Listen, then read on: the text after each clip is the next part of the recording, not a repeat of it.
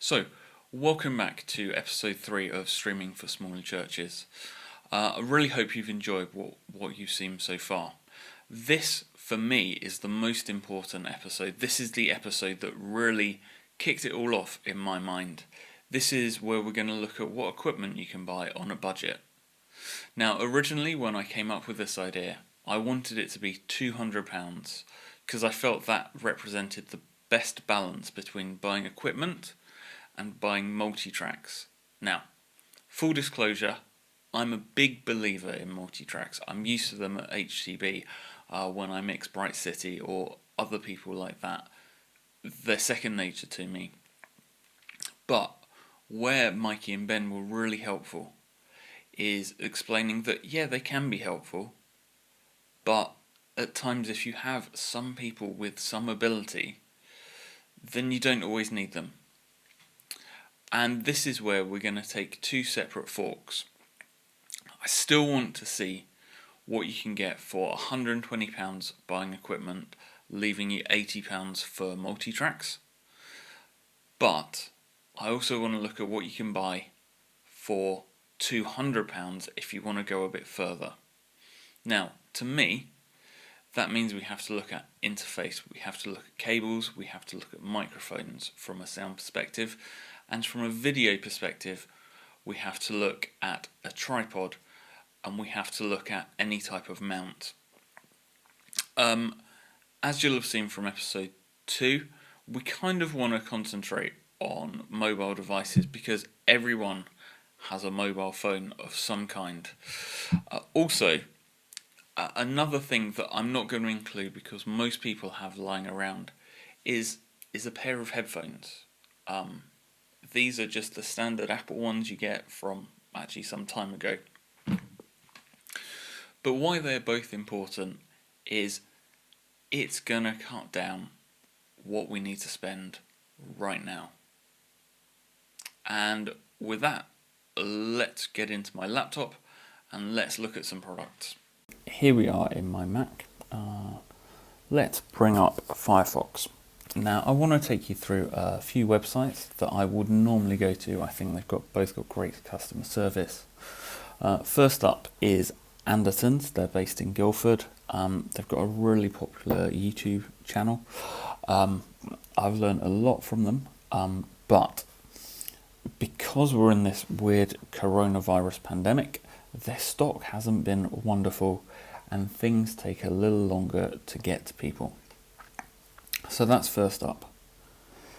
Second up is GAC. GAC are based in Brighton. I've used GAC since I was a teenager. They're great staff. I went in there a few times before everything closed down.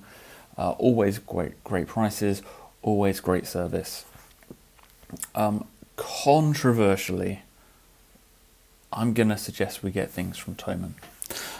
Based in Germany, a big warehouse. Germany is coming out of its lockdown period. It's easing restrictions. So let's start there. Where we want to go first is Studio. This is going to take us to the audio interface section. We can look at microphones, we could look at monitors, we could look at headphones if we needed to. But first up, I'm going to look at audio interface. Now, we see we get many different options here. The majority of us, because we're going to be on a budget, are going to be looking at USB audio interfaces. The other ones, as we get higher up, are going to be more expensive. So let's click into audio interfaces. At which point we start getting some options come up for us. And very quickly, we're going to look at what you can get if you spend, let's say, up to £120 on it. And then we're going to go super cheap. So,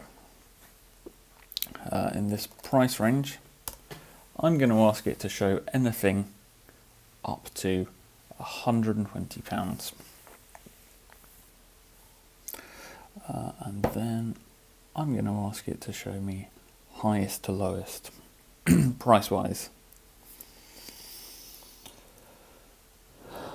So you see, even at £120, you're not getting super loads of stuff.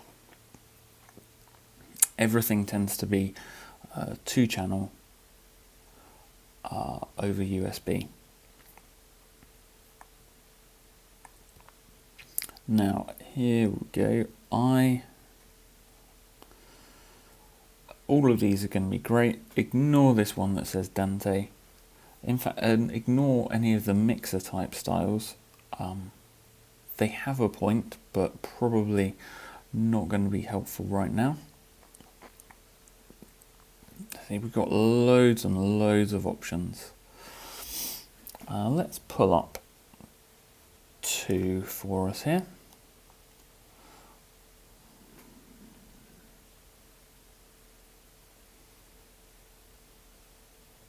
That's the Behringer one.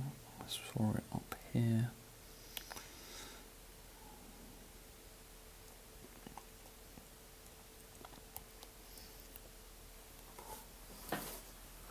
There we go. I've got 3 different choices up here. First up, Behringer. We can have a little laugh. Everyone knows what Behringer are like. But for £99, okay, with a bit of a wait, this could be the perfect option for your recording if you're willing to spend a little bit more. It's got 4 preamps that will also do line in, which is very important if you're recording guitar or keyboards or anything like that. It would also just about do a drum kit if you've got a slightly bigger band and you've got some extra microphones here. So that I would really recommend. Audient. These are great interfaces. Audient are a British audio company. They make big mixing desks that cost multiples of this. This is going to sound great. It's very simple layout, well worth looking at. 2-channel, so not as flexible for other things, but well worth looking at. Then finally we have the Native Instruments Complete Audio 2.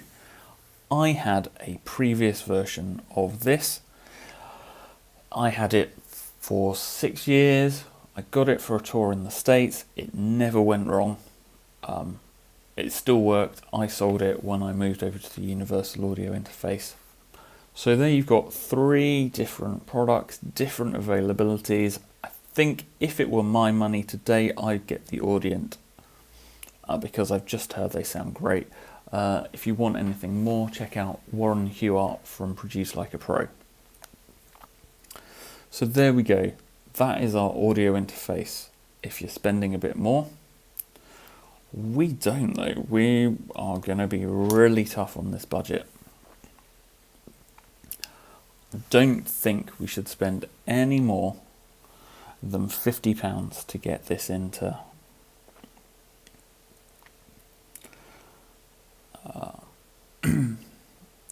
for budget. So there are one product that I kind of looked at before that has really stood out for me and still does. And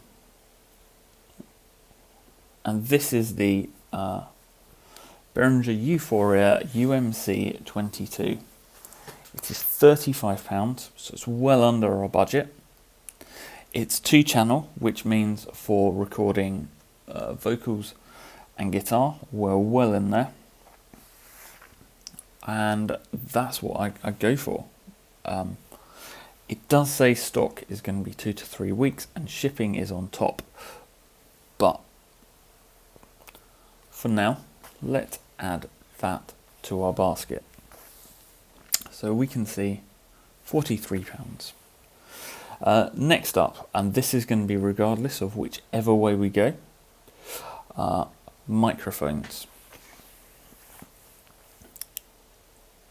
For the most part, since we're going to be plugging in our guitar, we want a vocal microphone,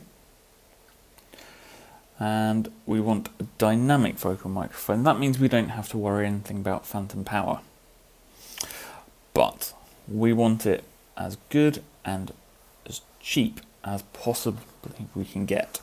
So I'm going to just change these pricings from low to high.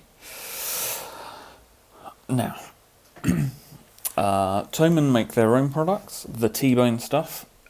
The cheap ones are very cheap. The slightly better ones are a lot better and rival much more expensive microphones. But at £8.50, let's avoid some of these. You know, if you were feeling super cheap, you could get like something like this £18.80 bundle, which is a cable, a mic stand, and a microphone. However, I have heard wonderful things about this Behringer BA85A. It's £22 and essentially a very popular microphone that everyone uses all the time is no longer in its patent period, and so other manufacturers have been able to start to really copy and put out much lower cost versions of that. So again, we're going to add that to our basket. We're now at £65 in total, and that includes delivery. It is going to take 2 to 3 weeks to get to us. Not great. We're going to go back into microphones, and hopefully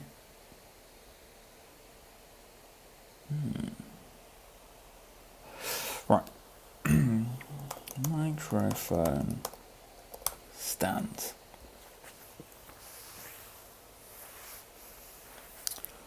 Now, we do need a microphone stand. I would suggest going for K&M. They are the best made microphone stands. And at this point you can spend as much or as little as you want. I still want to keep it in this £120. So this 27105, that is £20.50, is going to be perfect for us. So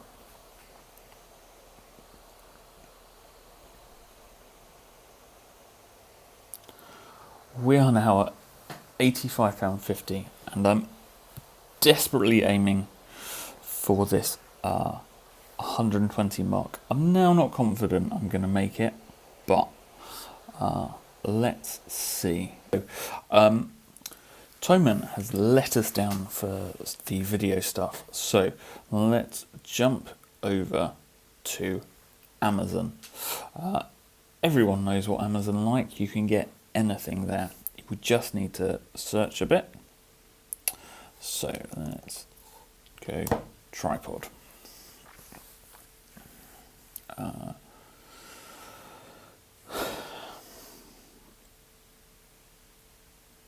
We could go a lot worse than some of these. This is a complete kit. This is the tripod. It shows that it will take a variety of devices. It includes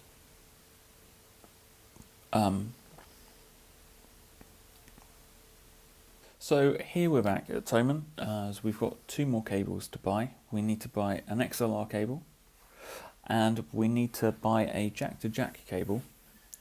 So in the search bar, we're going to type XLR cable, and at the start it's going to bring up a whole load of cables that we don't need. So we're going to filter this by microphone cable. And then, because we're on a budget, we want the snake. And then we're going to scroll down, because what we need is something that is 5 meters long. You can see that is, oh look, let's go 6 meters long. That is £4.25. I did some maths before. I reckoned we had £12 to spend, so this is going to do it perfectly. There we go.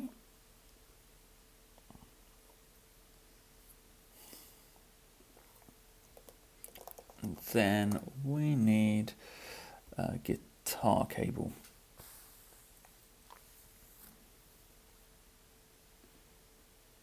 And again, we want to go for the snake. How long is this? Oh look, here we go. The Snake IPP 1060, £3.80, 6 metres. So both of our cables are going to be the same length.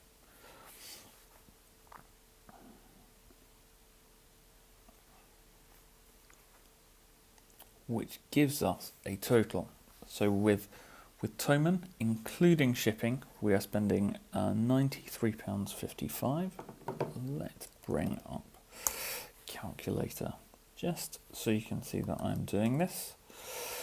And then with Amazon, we are spending £22.98.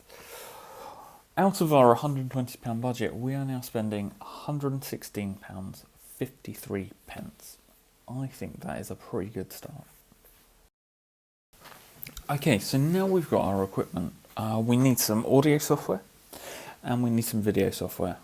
Let's look at audio software here. Now, I'm going to compare very quickly a few. First up, could have done this on GarageBand for Mac. Incredibly easy, it's free, incredibly powerful. It's basically Logic Pro cut down, but not everyone has a Mac, so therefore it would be unfair to be so biased. Next up, Cakewalk. I started making music and mixing in Cakewalk when I was like 16, 17. It's great. It's now free. It is PC only. If you want to look at it. Quite minimal needs. What they get you is they want you to buy the hardware and they want you to buy their online storage. So let's keep moving on. We're into 3 that are fully cross-platform. First up, Avid Pro Tools. We can see that here we could go for Pro Tools first. You need to have an Avid account, but that is free to do so. It does have some limitations. You can only have 16 channels. You can only have 4 inputs, which isn't going to be the biggest deal for us. I tried this not so long ago and it was a bit crashy. And you can't have video, not that worried about that. It does have some plugins, it does have some sounds. It does what it says on the tin, but something to look at. The other big one is Cubase. I know that there are quite a few people who use Cubase for actual full professional recording. The problem with Cubase is there is no free version. There is a stripped down version. It's called Cubase Elements. Unfortunately, it's £85. So if we're trying to do this on a budget, it's not going to really tick any boxes. So that leads us on to Reaper. Reaper was developed originally by some people who came from Avid, and it is possibly the most flexible workstation you can get. Because of COVID, you can get a temporary license and it is free. You can evaluate it if you choose to buy it, and let's just open this in another tab. It is $60, and that isn't so bad. It is the cheapest option by far if you're going to buy something. The other reason that Reaper is good is, if we go to download, there is a Windows version. There is a Mac version, and I'm really pleased to say that they're working on a Linux version, so whatever we look at, they're going to go with. So I reckon we should go with Reaper. I am on a Mac. I am using Catalina, and you can see actually that it will go right the way back for 10.5, which was a long time ago. So it's going to work with a wide range of machines. I'm Catalina. I'm going to click download, and it's going to go. Save file. Off we go.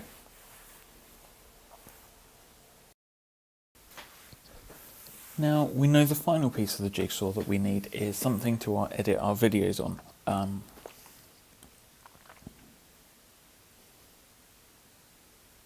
Let's go for a second take there. Lovely.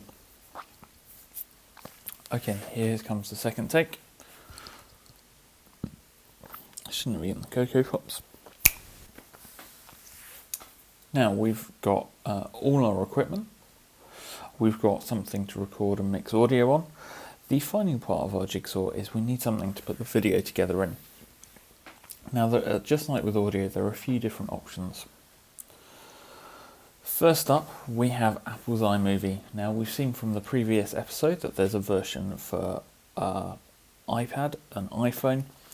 There's also a version for Mac. The problem is it is Mac only, and the other problem is it only really supports one video channel. Now, you may not think that's going to be a problem until you start editing things together. So I think we can probably rule that out. The next is Movie Maker 10. I'm astonished to see that there is still something similar to Windows Movie Maker out there. There does appear to be an extra pro version, but like with iMovie, it seems you can only have one video layer. Again, if there are 3 or 4 of us playing, not going to be great. Then we can't talk about video without talking about Adobe. Adobe makes Adobe Premiere, a lot of especially YouTubers edit on. They do a light version called Premiere Elements. It does have a cost to it. Again, we're at £86. So I think we can safely discard this from our trial. But it does do a lot, and it is both Windows and Mac, which is quite a tick right now. Then, as I was going through it, Avid, who make Pro Tools, which we talked about before, also make a piece of software called Media Composer, which is their video editing app. They have a first edition of that, which is free, just like with Pro Tools. So we could, if we thought about it, go for an all Avid approach. I'm slightly hesitant about that. A lot of TV shows and films are edited in Media Composer as part of a much bigger Avid system. However, it is really quite fully featured. We could potentially do everything just within Media Composer, and that's quite interesting. It will allow us 4 video tracks, 8 audio tracks. So that kind of is appealing, and maybe we'll look at that another time, but not as part of this. And then finally, there's a video company called Blackmagic Design who do all sorts of useful pro video products that I get to use every day in my actual job. They make a video editing piece of software called DaVinci Resolve. It is very well respected for having some of the best colouring features, which is something we don't need to know about. But it is very, very good. It runs on both Mac and Windows, and I believe there's experimental for Linux too. So we've got across the board support, and is exceptionally powerful.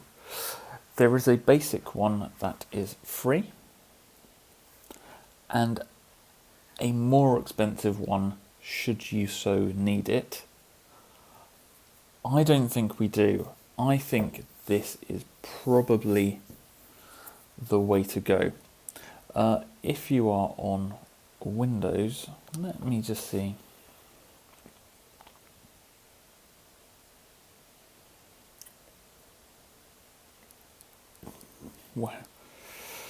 Where it is.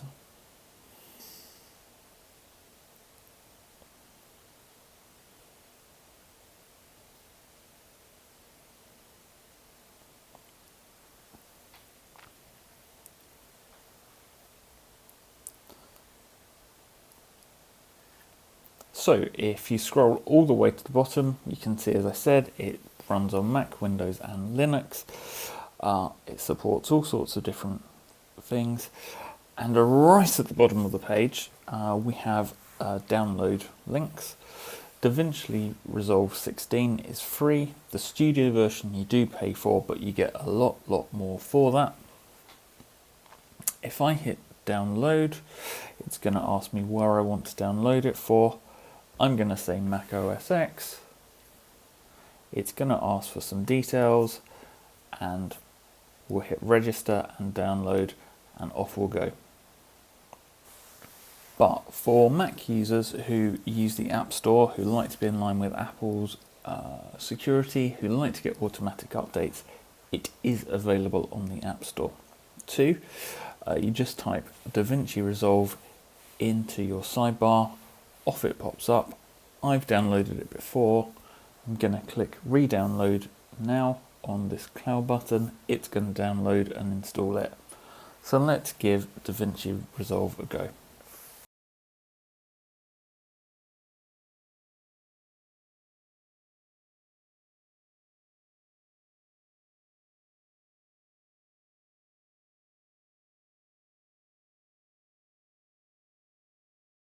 So here we are on the multitracks.com website.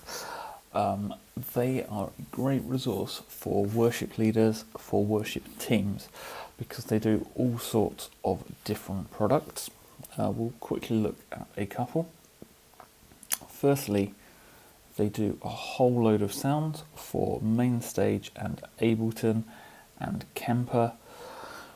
And they've partnered with a whole load of different people, and look, here we see a whole load of stuff.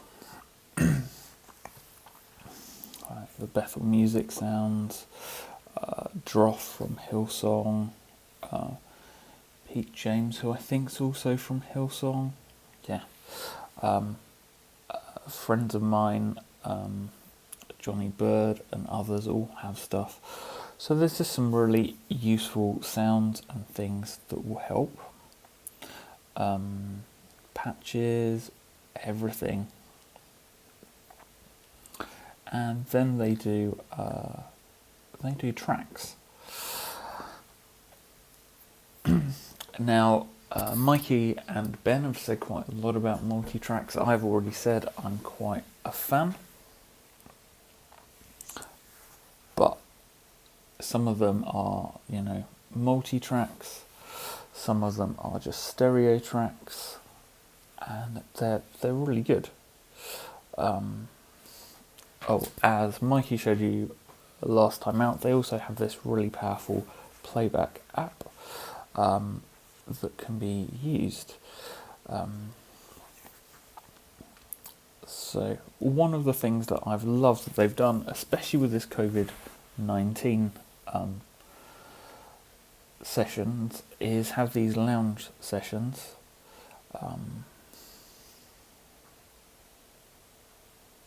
There we go. So these living room sessions of songs that are slightly cut down. Now, I'm not going to play them now because it would be copyright, and I don't want to jump into that. But these are stripped back versions of songs that have some loops, that have some keys elements.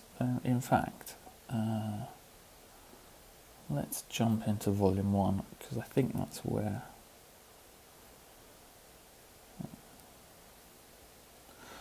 Maybe it was volume 2, volume 3 even. Raise a Hallelujah. This is the song we've picked. So I'm just going to show you the type of things that you can get in there. They work in a credit system. A custom track like we had is where it was 15 credits, so £15 approximately.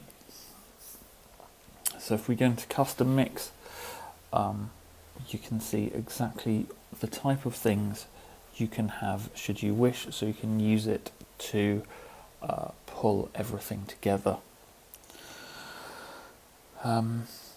Loads of different electric guitar parts, loads of piano parts, keys parts, synth, bass, loops. If you are just a vocalist, you could buy a complete set that is panned in the right key for you and just sing over the top in the way Mikey did last time out. We've actually gone for a slightly more custom version of that. We didn't have the bass, we didn't have any of the acoustic or electric guitars, but we did have the piano and some of the keys parts just to fill it out. And you'll see the results of that and how we got on with that going forward. So that's just a little bit about multitracks.com. So ahead of next episode, I just want to spend a very quick couple of minutes talking about sample rates and frame rates. I want to look at frame rates first. They kind of lock everything together. In the USA, they use either 30 frames a second or 60 frames a second. In the UK, we tend to use either 25 frames a second or 50 frames a second. And that's what we've used for absolutely ages. Because we're going to be filming this primarily on iPhones and tablets and things like that, we get limited into the number of frame rates that we have. So I've asked everyone to set their frame rates to 30 frames a second, and we're going to do it at 1080p, as that's a really nice standard. A tip that a friend of mine gave me years back was, if you film at the highest resolution you can, but then don't edit at that resolution, you get a bit more room to cut in, to frame things slightly differently. So that's what we're going to do, and when we get to look into DaVinci Resolve, that's what I'll try and show you. So if we jump on over to my iPhone, and I come over to settings, and I scroll all the way down until I find the camera setting, and we're looking at this video record. I'm going to change that to 1080p at 30 frames a second. So that gets our video sorted. And now a bit about sample rates. So for the last 35 years that we've had CDs, they have been recorded at 44.1 kilohertz. It's a nice, easy figure for people to use. It doesn't tax people's computers too much, and it maintains a really good audio quality, although one that some people, purists, will say that vinyl sounds better.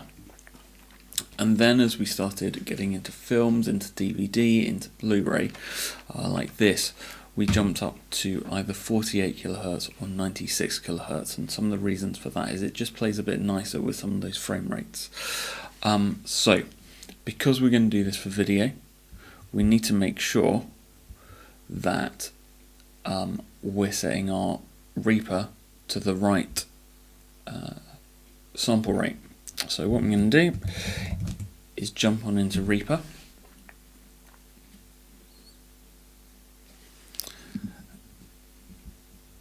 and here is the initial Reaper page, and I'm going to click on the Reaper icon. I'm going to click on Preferences, And there are two very important blocks here. There's request sample rate and allow project to override device sample rate. I am going to click request a sample rate. It's already set at this 48,000. I'm going to untick allow projects to override device sample rate, and then I'm going to click apply. That's got Reaper ready for everything we're going to look at in the next episode. I'm really sorry it's such a long episode. I hope you stayed engaged throughout, but it was a really important one for us to get all the equipment, to look at the software, to actually give you some choices. But once again, I'm really sorry. Any interviews, any extra content that didn't make the episode will make available online. Next time, we're actually going to be doing the challenge. So you hear from Mikey, you hear from me, you hear from Ben, how it was like, and then the episode after that I'll be putting it all together.